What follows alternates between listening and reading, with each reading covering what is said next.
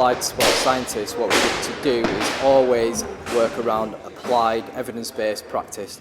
So we collect information about sparring and how Kell's body responds to sparring, and that will help us inform his training practices. So today we've been recording his heart rate, and we're looking at how fast his heart rate responds at the start of a round.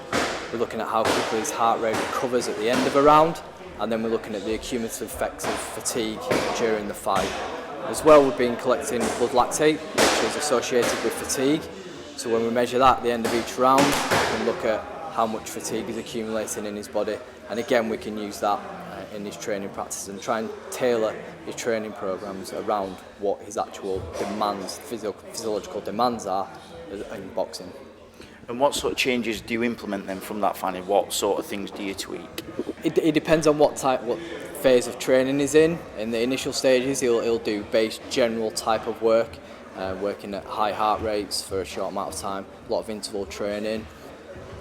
Getting closer to the fight, we will then tailor it more to the demands of sparring and fighting, and we'll do shorter intervals at a higher intensity with limited recovery and just get faster and faster.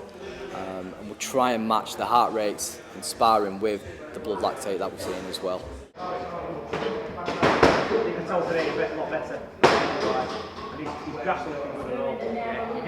He's in fantastic shape. I mean, we had a bit of a scare when he had his injury problem. We were running on the treadmill. I noticed that he wasn't hitting the speed, and I noticed that he wasn't reacting on the ankle as well as he should have been. So he's improved massively since that point.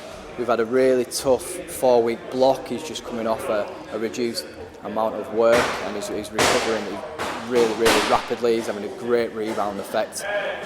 He's in the lab with me for some fitness tests next week, so we'll see where he's at. But we're confident that he's made some massive improvements in fitness, and he's got 5 weeks to go. We're going to put another block of hard work on as well, and then we'll taper into the fight and we'll see him jump on again. We think he's probably about 80% fit at the moment, so if we can squeeze 20, maybe another 25% out of him, we'll be really happy, and Alexander should be a little bit worried.